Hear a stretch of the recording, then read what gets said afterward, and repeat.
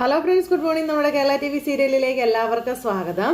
അങ്ങനെ നമ്മുടെ പ്രതാപനും അതുപോലെ ഋതുവും കൂടി ചേർന്ന് വക്കീലിനെ കാണാൻ ചെന്നത് വേറൊന്നിനും വേണ്ടിയിട്ടല്ല, ഈ വിൽപ്പത്രമൊക്കെ ഒറിജിനൽ ആണോ എന്ന് അറിയാൻ വേണ്ടി തന്നെയാണ്. അപ്പോൾ ഒറിജിനലാണ്, സംശയം ഉണ്ടെങ്കിൽ നിങ്ങൾക്ക് എവിടെ വേണമെങ്കിലും പരിശോധിച്ച് നോക്കാം എന്ന് വക്കീൽ ഇവരോട് പറയുകയും ചെയ്തു. അപ്പോൾ ഞങ്ങൾക്ക് അങ്ങനെ സംശയങ്ങളും കാര്യങ്ങളൊന്നുമില്ല, ഇനി അഥവാ ഉണ്ടെങ്കിൽ തന്നെ സാറ് പറഞ്ഞാൽ ഞങ്ങൾക്ക് അതൊക്കെ ഓക്കെ ആണെന്നും ഇവരെവിടെ ഇരുന്ന് ഇങ്ങനെ പറയുക കേട്ടോ. അപ്പം സേതുമാധവന് കമ്പനിയുടെയും അതുപോലെ മറ്റു അവകാശങ്ങളൊക്കെ എടുത്തു മാറ്റാൻ നിയമപരമായിട്ട് എന്തെങ്കിലും ചെയ്യാൻ കഴിയുമോ സാറെന്ന് ചോദിച്ചപ്പോൾ കഴിയും എന്നുള്ള കാര്യങ്ങൾ നമ്മുടെ വക്കീൽ പറഞ്ഞു. അത് കേട്ടപ്പോൾ ഇവർ ഭയങ്കര ആകാംക്ഷയോടെ ഇരിക്കാം. പക്ഷേ അതത്ര എളുപ്പമായ കാര്യമല്ല എന്ന് വക്കീൽ പറഞ്ഞു. അതിനുവേണ്ടി ഒരുപാട് കാലം ചിലപ്പോൾ കോടതി കയറി ഇറങ്ങേണ്ടി വരുമെന്ന് പറഞ്ഞു. കാരണം നമ്മൾ കേസ് പറയാൻ പോകുന്നത് മാധവമേനോൻ്റെ മകൻ്റെ പേരിലാണെന്ന് പറഞ്ഞപ്പോൾ രണ്ടിൻ്റെയും ചിരി അങ്ങോട്ടേക്ക് വാഞ്ഞു. ശരിക്കും പറഞ്ഞാൽ മാധവ മേനോന്റെ ആദ്യ ഭാര്യയുടെ മകൻ എന്നുള്ള നിലയ്ക്കാണ് അയാൾക്ക് മേനോന്റെ സ്വത്തിൽ ഒരു പക്ഷേ രണ്ടാം ഭാര്യയിലുണ്ടായ മക്കളെക്കാൾ അവകാശമുണ്ട് എന്നുള്ള കാര്യം പറഞ്ഞു. അപ്പോൾ ഒരു വകുപ്പും ഇല്ലല്ലേ? വകുപ്പൊക്കെ ഉണ്ട്, പക്ഷേ കുറെ കാലം കോടതി കയറി ഇറങ്ങേണ്ടി വരുമെന്നും മാധവ മേനോൻ എഴുതി വെച്ച വിൽപത്രം ഇവിടെ സ്ട്രോങ് എവിഡൻസ് ആയിട്ട് നിൽക്കുകയല്ലേ എന്ന് ചോദിച്ചു. സുപ്രീം കോടതി വരെ പോകാനും ഞങ്ങൾ തയ്യാറാ, പക്ഷേ സേതുവിന്റെ പേരിൽ എഴുതി വെച്ച അവകാശങ്ങളൊക്കെ എടുത്ത് കളഞ്ഞേ പറ്റൂ എന്ന് ഋതു പറയുകയും ചെയ്തു. തൽക്കാലം കേസുമായി മുന്നോട്ട് പോകാതിരിക്കുന്നതാണ് ബുദ്ധി എന്നുള്ള കാര്യം വക്കീല് പറയുക. ഇതിൽ പറയുന്ന സേതുമാധവൻ നിങ്ങൾക്കെതിരെ കേസുമായി ഇറങ്ങിയാൽ ചിലപ്പോൾ മേനോന്റെ സ്വത്തിനുമേൽ സ്റ്റേ വരാനുള്ള എല്ലാ സാധ്യതകളും ഉണ്ടെന്ന് പറഞ്ഞു. അപ്പോൾ ഋതു ഒന്ന് ഞെട്ടി. പ്രതാപന് മൊത്തത്തിൽ ആയെന്ന് മനസ്സിലായി. എന്ത് വേണമെന്ന് നിങ്ങളെ കുടുംബക്കാർ മൊത്തത്തിലിരുന്നൊന്ന് ആലോചിച്ചോളാൻ പറഞ്ഞു. അങ്ങനെ മല പോലെ വന്ന് തെലി പോലെ പോയെന്ന് പറയാം. രണ്ടിനെയും അവിടെ നിന്ന് വക്കീൽ ഇറക്കി വിടുകയും ചെയ്തു. രണ്ടെണ്ണം കൂടെ അവിടുന്ന് നാണം കേട്ട് ഇറങ്ങിപ്പോന്നു. ഇത് കഴിഞ്ഞതിന് ശേഷം പിന്നെ കുടുംബത്തിലിരുന്ന്, അതായത് പൂർണിമയുടെ മുന്നിലിരുന്ന് സംസാരിക്കുകയാണ് അവർ.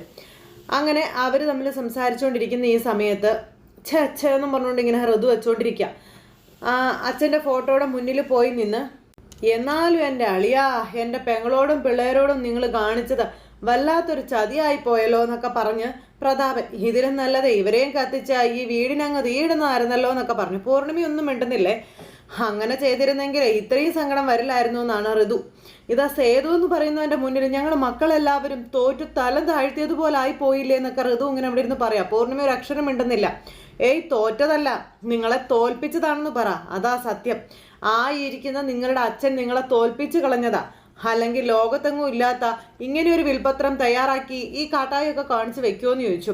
എന്നിട്ട് ആ ചിരി കണ്ടില്ലേ, നമ്മളെ എല്ലാവരെയും പൊട്ടന്മാരാക്കിയതിൻ്റെ സന്തോഷം അളിയൻ്റെ മുഖത്ത് കാണുന്നെന്ന് പറയുമ്പോൾ പ്രതാപ ബാധവേട്ടനെ കുറ്റം പറയരുതെന്ന് പൂർണിമ പറഞ്ഞു. മനസ്സിൽ എന്തെങ്കിലും അദ്ദേഹം കണ്ടിട്ടുണ്ടാകും, അതെന്താണെന്ന് പിന്നീട് എല്ലാവർക്കും മനസ്സിലായിക്കോളൂ എന്നും പറഞ്ഞു. അപ്പം ചേച്ചിയും പിള്ളേരുടെ പിച്ചച്ചട്ടി എടുത്ത് അമ്മയെ തായെന്നും പറഞ്ഞ് നടക്കുന്ന കാഴ്ചയായിരിക്കും മിക്കവാറും ഞാൻ കാണാൻ പോകുന്നതെന്ന് പ്രതാപൻ അന്നേരം പറഞ്ഞു. ഇത് കേട്ടപ്പോൾ പൂർണിമ ഒരു നോട്ടം നോക്കി. ചേച്ചി എന്നെ നോക്കുമൊന്നും വേണ്ട, സേതു ഇവിടെ സ്ഥിരതാമസമാക്കാൻ വന്നാലേ അങ്ങനെ ഒരു കാഴ്ച കാണാൻ വലിയ താമസമൊന്നും ഉണ്ടാവത്തില്ല, അതാ ഞാൻ പറഞ്ഞതെന്നും പറഞ്ഞ് ഈ പ്രതാപൻ ഇങ്ങനെ പറയാം. അതൊക്കെ ഋതുവിനെ സംബന്ധിച്ചിടത്തോളം വല്ലാത്തൊരിതല്ലേ. അപ്പോൾ നീ ചുമ്മാ ആവശ്യമില്ലാതെ കാട് കയറി ചിന്തിക്കല്ലേ പ്രതാപ, അങ്ങനെയൊന്നും സംഭവിക്കില്ല എന്ന് പറഞ്ഞു. ചേച്ചിയെയും മക്കളെയും മറന്ന തലതിരിഞ്ഞവളെയും അതുപോലെ അവളുടെ മകൻ്റെയും തലയിൽ കൊണ്ടുവയ്ക്കുമെന്ന് ചേച്ചി കരുതിയായിരുന്നോ? ഇല്ലല്ലോ, ചേച്ചി പ്രതീക്ഷിക്കാത്തതൊക്കെയല്ലേ നടക്കുന്നത് എന്നൊക്കെ ഇങ്ങനെ പറഞ്ഞപ്പോൾ ഋതു ചാടിയങ്ങ് എഴുന്നേറ്റു. അയാൾ ഇവിടെ താമസത്തിന് വന്നാൽ ഞാൻ പിന്നെ ഒരു നിമിഷം ഇവിടെ നിൽക്കില്ലെന്നും പറഞ്ഞു. നിൽക്കാനേ അവൻ സമ്മതിക്കത്തില്ല. മോളെ മാത്രമല്ല, ഇവിടെയുള്ള മറ്റുള്ള എല്ലാവരെയും അവൻ ഇവിടെ നിന്ന് പുറത്താക്കും. വിൽപത്രത്തിന്റെ അധികാരം വെച്ച് എല്ലാവരെയും അവൻ ഇവിടുന്ന് ചവിട്ടി പുറത്താക്കും എന്നുള്ള കാര്യം ഉറപ്പാണെന്നും പറഞ്ഞുകൊണ്ട് ഇങ്ങനെ പറയാപ്പോഴത്തേക്കും പൂർണിമയ്ക്ക് ടെൻഷനായി. ഇവൻ ഈ പറയുന്നതൊക്കെ കേട്ട് അവനെതിരെ നിയമപരമായി നീങ്ങിയാലും തോൽവി ചിലപ്പോൾ നമുക്ക് തന്നെ ആയിരിക്കും. വക്കീല് പറഞ്ഞതൊക്കെ മോളും കേട്ടതല്ലേ, വക്കീല് പറഞ്ഞ കാര്യങ്ങൾ തന്നെ എന്നെയും ടെൻഷൻ ആക്കുന്നതെന്ന് ഋതു പറയാം. അമ്മയോടും അങ്കിളിനോടും ഒരു കാര്യം ഞാൻ പറഞ്ഞേക്കാം. പൂർണിമ ടെക്സ്റ്റൈൽസിന്റെ കാര്യത്തിൽ അയാൾ തലയിടാൻ വന്ന ഋതിക ആരാണെന്ന് അയാൾ അറിഞ്ഞിരിക്കും. ടെക്സ്റ്റൈൽസിന്റെ കാര്യങ്ങൾ അച്ഛൻ എന്നെയാണ് ഏൽപ്പിച്ചിരിക്കുന്നത്. അതിൽ ഞാൻ കൈകടത്താൻ സമ്മതിക്കില്ല, അത് തകർക്കാൻ ഞാൻ അയാൾക്ക് സമ്മതിക്കില്ല. അതും പറഞ്ഞ ഋതുക അങ്ങോട്ടേക്ക് കയറിപ്പോയി. അതും പറഞ്ഞ ഋതുക അങ്ങ് കയറി പോയി കഴിഞ്ഞപ്പോൾ പ്രതാപൻ ഇങ്ങനെ അവിടെ ചിരിച്ചോണ്ട് നിൽക്കുക. ഋതുകയുടെ കയ്യിലായതുകൊണ്ടാണല്ലോ ഇവൻ അതിൽ നിന്ന് മുക്കാൻ പറ്റുന്നത്. നീ മാത്രമല്ല ഞാനും. പൂർണിമ ടെക്സ്റ്റൈൽസ് എന്നും അങ്ങനെ തന്നെ നിലനിന്നാലേ ഞാൻ മനസ്സിൽ കരുതിയ കാര്യങ്ങളൊക്കെ വർക്കൗട്ട് ആവുകയുള്ളൂ എന്നും പറഞ്ഞുകൊണ്ട് ഇവൻ മനസ്സിൽ പ്ലാൻ ചെയ്യുക. അങ്ങനെ അതും പറഞ്ഞ് ഇവൻ ചേച്ചിയോട് യാത്ര പറഞ്ഞിട്ട് പോകാൻ തുടങ്ങുന്നു. പിന്നെ ചേച്ചി ഋതുവിനോട് പറഞ്ഞേക്ക് ബിസിനസ് കാര്യങ്ങളിൽ യാതൊരു ടെൻഷനും വേണ്ടാന്ന്. മാധവ മേനോനെ പോയിട്ടുള്ളൂ, ഞാനുണ്ട് ഇവിടെ എന്തിനും ഏതിനും, ചേച്ചിക്കും മക്കൾക്കും കൂട്ടായിട്ടെന്നും പറഞ്ഞുകൊണ്ട് ഇവനും അങ്ങ് പോയി. ഇവനതും പറഞ്ഞു പോയവൻ വീണ്ടും തിരിച്ചു വന്നു. എന്നും പറഞ്ഞുകൊണ്ട് വന്നിട്ട്, അതെ ചേച്ചി, അളിയനൊരു ചെക്ക് ലീഫ് ഒപ്പിട്ട് വെച്ചിട്ടില്ലേ, അതിങ്ങ് തന്നേക്കാൻ പറഞ്ഞു. അതാ കോൺട്രാക്ടർക്ക് കൊടുക്കാനുള്ളതാണെന്ന് പറഞ്ഞപ്പോൾ നീ ഇരിക്കുന്നും പറഞ്ഞുകൊണ്ട് നമ്മുടെ പൂർണ്ണിമയെ അങ്ങ് പോകുമ്പോൾ ചേച്ചി എമൗണ്ട് എഴുതിയിട്ടില്ലെങ്കിൽ സാരമില്ല, ഞാൻ എഴുതിക്കോളാം എന്ന് പറഞ്ഞു. അങ്ങനെ അതും പറഞ്ഞ് അവൻ അവിടെ നിൽക്കുന്നു. ഈ സമയത്ത് നമ്മുടെ പൂർണ്ണിമ അവിടേക്ക് പോകുക കേട്ടോ. പൂർണ്ണിമ അകത്തേക്ക് പോയി. അതിനുശേഷം അവിടെ എഴുതി വെച്ചിരുന്ന അതൊക്കെ എടുത്ത് നോക്കുക. അപ്പോൾ അങ്ങനെ എടുത്ത് നോക്കി കഴിഞ്ഞപ്പോഴത്തേക്കും അദ്ദേഹത്തിൻ്റെ ഒപ്പും കാര്യങ്ങളും ഒക്കെ. അങ്ങനെ അത് കണ്ടപ്പോൾ ഇങ്ങനെ നമ്മുടെ പൂർണ്ണിമ അദ്ദേഹത്തിനെ ഒന്ന് നോക്കി, എന്നിട്ട് ഇങ്ങനെ വിഷമിച്ചിങ്ങനെ നിൽക്കുക, അതും ഇങ്ങനെ കയ്യിൽ പിടിച്ചുകൊണ്ട്. സമയത്ത് അന്ന് പറഞ്ഞ കാര്യങ്ങളെപ്പറ്റി നമ്മുടെ പൂർണ്ണിമ മരിക്കുന്നതിന് മുമ്പ് പൂർണ്ണിമയോട് പറഞ്ഞ കാര്യങ്ങളെപ്പറ്റി പൂർണ്ണിമ ആലോചിക്കുക കേട്ടോ. ആ സമയത്ത് പിന്നെ കാണിക്കുന്നത് ഈ പ്രതാപൻ അവിടെ നിന്ന് ഫോണിൽ വിളിക്കുക. കാര്യങ്ങൾ ഞാൻ പറഞ്ഞതുപോലെ തന്നെ നിങ്ങളുടെ കൈകളിലേക്ക് വന്നു കഴിഞ്ഞിട്ടുണ്ടെങ്കിൽ എൻ്റെ വീതം അതെനിക്കിങ്ങ് തന്നേക്കണമെന്നും പറഞ്ഞുകൊണ്ട് ഇവൻ നിന്ന് ഫോണിൽ സംസാരിക്കുക കേട്ടോ. അത് തന്നെയാണ് സേഫ് എന്നും പറഞ്ഞു. അപ്പോഴേക്കും നമ്മുടെ പൂർണ്ണിമ ആ ചെക്ക് ലീഫുമായിട്ട് അങ്ങോട്ടേക്ക് വന്നു. അപ്പം എന്നാൽ താൻ ഫോൺ വെച്ചാൽ പിന്നെ വിളിക്കാമെന്ന് പറഞ്ഞുകൊണ്ട് ഫോണും കട്ട് ചെയ്തു. അപ്പോൾ ഇതിൽ എമൗണ്ട് എഴുതിയിട്ടില്ലെന്നും പറഞ്ഞു കൊടുത്തു. അപ്പോൾ ശരി ഞാൻ എഴുതിക്കോളാം എന്നും പറഞ്ഞുകൊണ്ട് ഇങ്ങനെ ഇവൻ പറഞ്ഞുകൊണ്ട് നിൽക്കുന്ന സമയത്ത് നമ്മുടെ കുറുപ്പന്മാർ അങ്ങോട്ടേക്ക് വന്നു. ഇത് ആർക്ക് കൊടുക്കാനാണെന്ന് ചോദിച്ചു. കോൺട്രാക്ടർക്കാണെന്ന് പറഞ്ഞു. കോൺട്രാക്ടർക്കോ? അല്ല, സപ്ലയർക്ക് കൊടുക്കാനാണെന്നും പറഞ്ഞുകൊണ്ട്. അപ്പോൾ ഏത് സപ്ലയർക്കാ പ്രതാപ എന്ന് ചോദിച്ചു. കുറുപ്പന്മാർ അങ്ങോട്ടേക്ക് വന്നു. അപ്പോഴേക്കും അങ്ങോട്ടും ഇങ്ങോട്ടും ഇവർ നോക്കുക. അല്ല, മാധവൻ അങ്ങനെയൊന്നും കടം വെക്കാറില്ലല്ലോ, ക്യാഷ് കൊടുത്ത് പർച്ചേസ് ചെയ്യുന്നതാണല്ലോ അദ്ദേഹത്തിൻ്റെ ഒരു രീതിയെന്ന് കുറുപ്പമ്മാവൻ പറഞ്ഞപ്പോൾ, അതെ ഇത് അളിയൻ മരിക്കുന്നതിൻ്റെ അന്ന് ഓർഡർ ചെയ്ത ചില ടെക്സ്റ്റൈൽസ് ഗുഡ്സിൻ്റെ ആണെന്നൊക്കെ പറഞ്ഞു. ചെക്ക് ഒപ്പിട്ടൊക്കെ വെച്ചു, പക്ഷേ കൊടുക്കാൻ പറ്റിയില്ലെന്ന് പറയണു. പക്ഷേ ഇക്കാര്യം മാധവൻ എന്നോട് പറഞ്ഞതായിട്ട് ഞാൻ ഓർക്കുന്നില്ലല്ലോ എന്ന് പറയണ കുറുപ്പമ്മാവൻ്റെ അടുത്തേക്ക് ചെന്നിട്ട്, എന്താ എല്ലാം കുറുപ്പിനെ അറിയിക്കണമെന്ന് പറഞ്ഞ നിർബന്ധമുണ്ടോ എന്ന് പ്രതാപൻ ചോദിക്കാം. എന്തായാലും എന്നോട് ഈ വിവരം പറഞ്ഞിരുന്നു, ചെക്ക് കൊടുക്കുന്ന കാര്യം ഓർമ്മിപ്പിക്കണമെന്നും പറഞ്ഞിരുന്നു എന്നും പറഞ്ഞു. അങ്ങനെ അതും പറഞ്ഞ് പൂർണ്ണിമേച്ചി അളിയന് നെഞ്ചുവേദന വന്നപ്പോൾ കൂടെ ഞാനായിരുന്നല്ലോ ഉണ്ടായിരുന്നത്, അപ്പോഴാണ് എന്നോട് പറഞ്ഞതെന്നൊക്കെ പറയാം. പൂർണ്ണിമയ്ക്ക് എന്തോ സംശയം തോന്നി. അല്ലെങ്കിൽ അളിയൻ ചെക്ക് ലീഫ് ഒപ്പിട്ട് വെച്ചിരിക്കുന്ന കാര്യം ഞാനെങ്ങനെ അറിയാനാ, സ്വപ്നം കാണുമോ എന്നും ചോദിച്ചുകൊണ്ട് ഇവൻ അതുകൊണ്ട് പോകാനായിട്ട് നോക്കുവാണേ. പിന്നെ കുറുപ്പ് ഒരു കാര്യസ്ഥൻ്റെ സ്ഥാനത്ത് മാത്രം നിന്നാൽ മതി, മുതലാളിയാകാൻ നോക്കണ്ട കേട്ടോ എന്ന് പറഞ്ഞിട്ട് കമ്പനി കാര്യങ്ങളൊക്കെ നോക്കാൻ തൽക്കാലം ഞാനുണ്ടെന്നും പറയണു. ഞാനെന്തായാലും എൻ്റെ പെങ്ങൾക്കും മക്കൾക്കും ദോഷം വരുന്ന ഒരു കാര്യവും ചെയ്യില്ല എന്നും പറഞ്ഞ് ചേച്ചിയോട് യാത്ര പറഞ്ഞ് ഇവൻ പോണു. അങ്ങനെ പ്രതാപൻ അവിടെ നിന്ന് പോയി കഴിഞ്ഞപ്പോഴേക്കും നമ്മുടെ പൂർണ്ണിമയും അതുപോലെ തന്നെ കുറുപ്പമ്മാവനും കൂടെ അവിടെ നിൽക്കുക. പൂർണ്ണിമയ്ക്ക് എന്തൊക്കെയോ സംശയങ്ങൾ തോന്നുന്നുണ്ട്. ആ സമയത്ത് കുറുപ്പമ്മാവൻ, പൂർണ്ണിമേ ചെക്ക് കൊടുക്കുന്ന കാര്യം ഋതുമോളോട് പറഞ്ഞായിരുന്നോ എന്ന് ചോദിച്ചു. അപ്പം ഇല്ല എന്ന് പറഞ്ഞു. മോളോട് ഒരു വാക്ക് ചോദിച്ചിട്ട് കൊടുത്താൽ മതിയായിരുന്നു എന്ന് പറഞ്ഞു. കാര്യം പ്രതാപൻ പൂർണ്ണിമയുടെ അനിയനും കാര്യങ്ങളൊക്കെ തന്നെയാണ്, പക്ഷേ പറയുന്നത് അപ്പാടെ അങ്ങ് വിശ്വസിക്കേണ്ട എന്ന് പറഞ്ഞു. അപ്പോൾ പ്രതാപനെ വെറുതെ സംശയിക്കേണ്ട, അവൻ ആളൊരു പാവമാണെന്ന് പൂർണ്ണിമ, ചതിക്കില്ല എന്ന് പറഞ്ഞപ്പം ശരി ആയിക്കോട്ടെ കുറുപ്പേട്ടൻ ഇരിക്കുമെന്ന് പറഞ്ഞ് അങ്ങനെ ചായ എടുക്കാമെന്ന് പറഞ്ഞപ്പോൾ വേണ്ട ഞാൻ ഇറങ്ങുക, പിന്നെ ഇത് കുറച്ച് പൈസയാണെന്നും പറഞ്ഞ് അങ്ങനെ പറഞ്ഞു.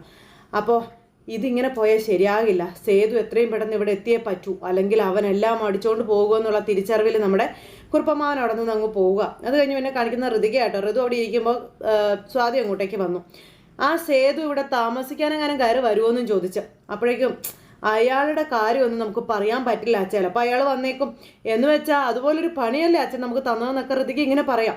വിൽപത്രം എഴുതി വെച്ചിരിക്കുന്നു, വിൽപത്രത്തിൽ നിന്ന് അയാളുടെ അവകാശങ്ങൾ എടുത്തു കഴിയാൻ ഒരു വകുപ്പും ഇല്ലല്ലേ ചേച്ചി എന്നൊക്കെ ഇങ്ങനെ സ്വാതി ചോദിക്കുമ്പം ഇല്ലെന്ന് തന്നെയാണ് പറയുന്നത്. പ്രതാപനങ്ങളോട് പറഞ്ഞിട്ട് അയാളുടെ കൈയും കാലും അങ്ങ് തല്ലി ഒടിപ്പിച്ചാലോ എന്നൊക്കെ സ്വാതി പറയുവാണേ. അല്ലെങ്കിൽ തന്നെ വിൽപത്രത്തിൽ നിന്ന് അയാളെ ഒഴിവാക്കുന്നതിന് പകരം ഈ ഭൂമിയിൽ നിന്ന് തന്നെ അയാളെ അങ്ങ് ഒഴിവാക്കിയാലോ ശല്യം അങ്ങ് തീരുമല്ലോ എന്നൊക്കെ സ്വാതി പറയുമ്പോഴത്തേക്കും നമ്മുടെ അച്ചു വന്നു. ആരെ ഒഴിവാക്കുന്ന കാര്യമാണ് ചേച്ചി അനിയത്തിയും കൂടെ പറയുന്നതെന്ന് ചോദിച്ചു. വേറെ ആരെയല്ല, സേതുവിനെ തന്നെ. അപ്പം അങ്ങനെയൊന്നും ചിന്തിക്കാൻ പോലും പാടില്ല, നമ്മുടെ അച്ഛൻ്റെ ബ്ലഡ് തന്നെ അയാളും, അത് മറന്നു പോകരുതെന്ന് പറഞ്ഞു അച്ചു. ശരി, ഞങ്ങളത് മറക്കുന്നില്ല, പക്ഷേ അയാൾ നമ്മുടെയൊക്കെ ബ്ലഡ് കാണാൻ ആഗ്രഹിച്ചാൽ പിന്നെ എന്താ ചെയ്യേണ്ടതെന്ന് ഋതിക ചോദിക്കുന്നു. അതും കൂടെ നീ ഒന്ന് പറഞ്ഞു തരാൻ പറഞ്ഞപ്പം സേതുവേട്ടനെ സംബന്ധിച്ച് അയാൾ അങ്ങനെ ഒരാളേ അല്ല, അച്ഛനോട് ദേഷ്യമൊക്കെ ഉണ്ടായിരുന്നു, അത് സത്യം തന്നെയാണ്.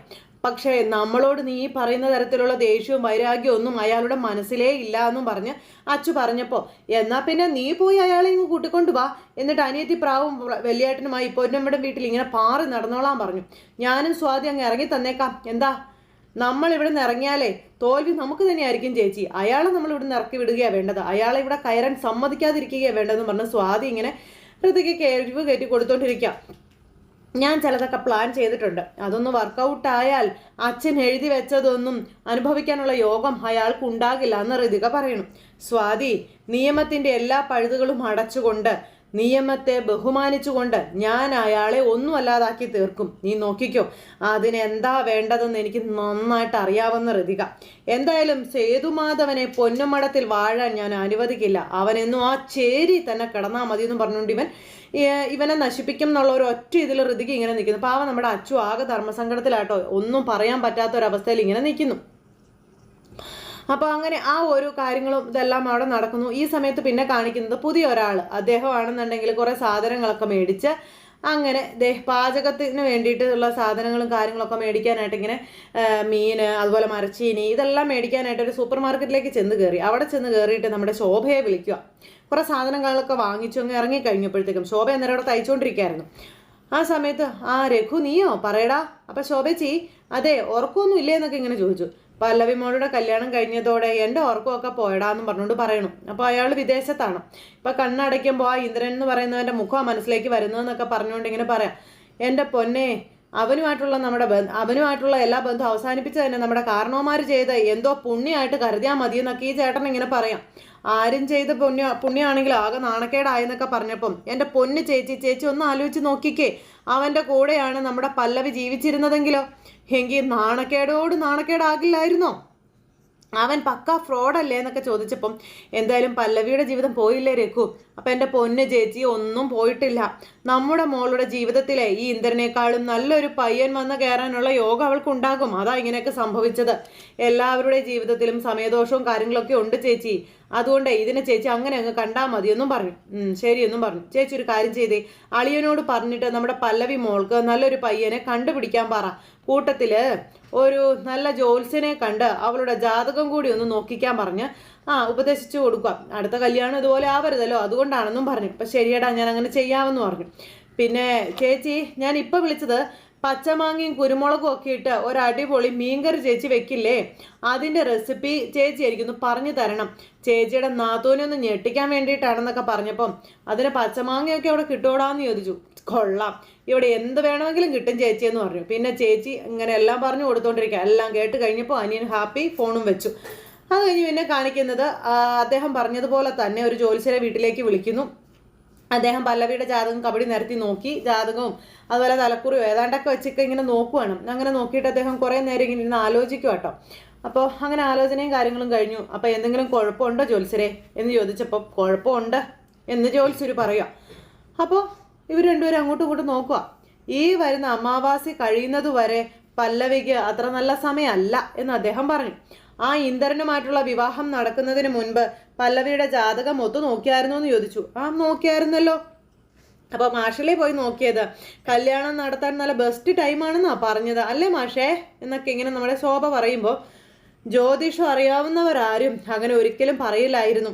കുട്ടിയുടെ ജാതകത്തിൽ ഇപ്പോൾ കേതുവിൻ്റെ അപഹാരമാണ്.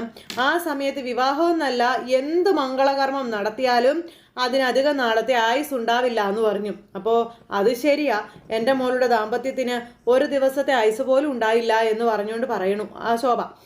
വിഷമിക്കേണ്ട, അമാവാസി കഴിയുന്നതോടെ എല്ലാം ശരിയാകും എന്നുള്ള കാര്യം അദ്ദേഹം പറയുക കേട്ടോ. അച്ഛനൊന്നും മിണ്ടാതെ ഇങ്ങനെയെല്ലാം കേട്ടുകൊണ്ടിരിക്കാം. ഇപ്പം അകന്നു നിൽക്കുന്ന ഭാര്യയും ഭർത്താവും ഒന്നിക്കാനുള്ള സാധ്യതകളും കാണുന്നുണ്ടെന്ന് പറഞ്ഞു. അപ്പം അതൊന്നും വേണ്ട ജോത്സ്യരെ, ആ ഇന്ദ്രനുമായിട്ട് ഒന്നിക്കാതിരിക്കുന്നതാണ് നല്ലത്, അത്രയ്ക്ക് വൃത്തികെട്ടവനവൻ എന്നൊക്കെ പറഞ്ഞ് പറയാം. അപ്പോൾ പല്ലവിയുടെ ജാതകത്തിൽ മറ്റൊരു കല്യാണം കഴിക്കാനുള്ള യോഗം ഉണ്ടോ എന്നൊന്ന് നോക്കാവോ? അപ്പം അതൊക്കെ ഇതിനിപ്പോൾ നോക്കുന്നതെന്ന് മാഷി ചോദിച്ചു. ഇന്ദ്രനുമായിട്ടുള്ള ഡിവോഴ്സ് കഴിഞ്ഞിട്ട് നോക്കിയാൽ പോരേന്ന് ചോദിച്ചു. എന്നാലും ഒന്ന് അറിഞ്ഞിരിക്കാലോ മാഷേ, ജോത്സ്യരൊന്ന് നോക്കിക്കേ എന്ന് ശോഭ പറഞ്ഞതനുസരിച്ച് നമ്മുടെ ജോത്സ്യർ ഒന്നുകൂടി അതിങ്ങനെ നോക്കുന്നു. അദ്ദേഹം ഇങ്ങനെ ഗുണിച്ചും ഹരിച്ചും ഒക്കെ നോക്കുക. അങ്ങനെ കുറേ നേരം ഈ കബഡിയിലേക്ക് തന്നെ ഇങ്ങനെ നോക്കിയിരുന്നു. അപ്പോൾ ഇത് കേൾക്കാനുള്ളൊരു ത്വര കൊണ്ട് അവരും അവിടെ അങ്ങനെ നിൽക്കുക. അപ്പോൾ കാണുന്നുണ്ട് എന്ന് അദ്ദേഹം പറയണം. അപ്പോൾ ശോഭയുടെ മുഖത്തൊരു പുഞ്ചിരി. പക്ഷേ അതൊരു 6 മാസം കഴിഞ്ഞേ നടക്കൂ, അപ്പോഴേക്കും മോളുടെ ഡിവോഴ്സിൻ്റെ കാര്യങ്ങളൊക്കെ ശരിയായിക്കോളും എന്നും പറഞ്ഞുകൊണ്ട് അച്ഛൻ പറയുക. അപ്പോഴാണ് ഇവർക്കൊന്ന് സമാധാനമായത്. എന്നാൽ പിന്നെ ഞാൻ ഇറങ്ങട്ടെ എന്ന് പറഞ്ഞുകൊണ്ട് അദ്ദേഹം ഇങ്ങനെ അവിടെ നിന്ന് പോണു. അദ്ദേഹത്തിന് യാത്രയാക്കിയിട്ട് അച്ഛനും അമ്മയും കൂടി ഇങ്ങനെ വന്നിരിക്കുക. അപ്പം ഞാനൊരു കാര്യം ചോദിച്ചാൽ സാർ മാഷ് സത്യം പറയണം എന്ന് ശോഭ പറഞ്ഞു മാഷിനോട്. അപ്പം എന്താന്ന് ചോദിച്ചു. അന്ന് പല്ലവിയുടെ ജാതകം നോക്കി എന്ന് പറഞ്ഞത് സത്യം തന്നെയാണോ എന്ന് ശോഭ ചോദിക്കാം. അപ്പം നമ്മുടെ മാഷ് ഒന്നും മിണ്ടിയില്ല. മാഷ് ഇങ്ങനെ മിണ്ടാതിരിക്കുന്നു. അപ്പം ഞാനൊന്നും നോക്കിയില്ല. പിന്നെ നല്ല ബന്ധം വന്നപ്പോൾ ഞാൻ അതിനെപ്പറ്റി ഒന്നും ചിന്തിച്ചില്ല. എത്രയും പെട്ടെന്ന് അവളുടെ കല്യാണം നടത്തണമെന്നാണ് എനിക്ക് തോന്നിയത്. അപ്പോൾ അങ്ങനെ ചെയ്തു. അതുകൊണ്ട് തന്നെ വന്ന ദോഷം കണ്ടില്ലേ, അതിപ്പോൾ അനുഭവിക്കാൻ ആരാ ഉള്ളത്? നമ്മുടെ മോളല്ലേ ഉള്ളൂ എന്ന് ചോദിച്ചു.